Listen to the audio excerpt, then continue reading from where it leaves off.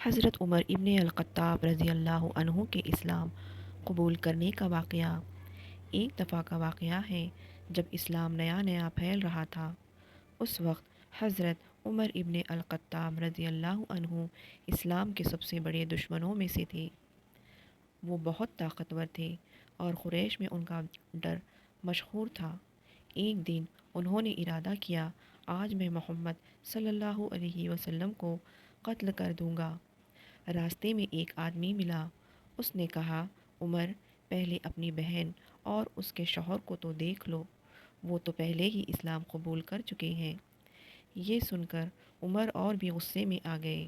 وہ سیدھا اپنی بہن کے گھر پہنچ گئے۔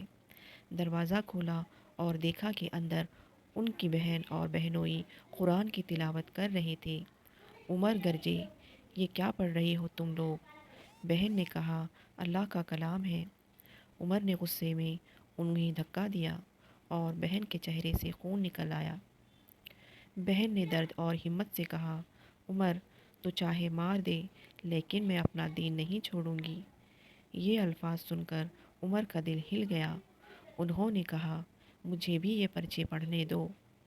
بہن نے کہا، پہلے پاک ہو جاؤ پھر پڑھو۔ عمر رضی اللہ عنہ نے غسل کیا، پھر قرآن کی آیت پڑھنا شروع کیا۔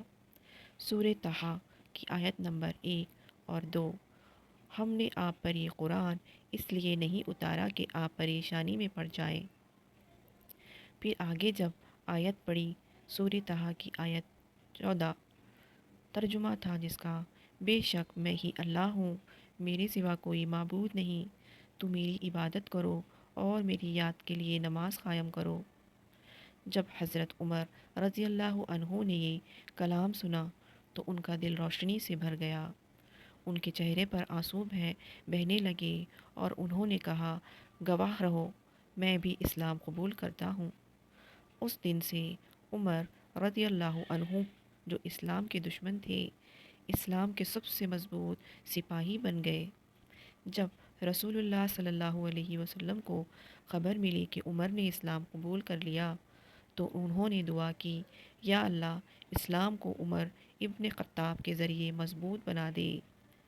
اور یہ واقعہ اسلام کو طاقت اور عزت عمر رضی اللہ عنہ کے ذریعے ملی۔ ان کا اسلام لانا دین حق کے لیے ایک عظیم معجزہ تھا۔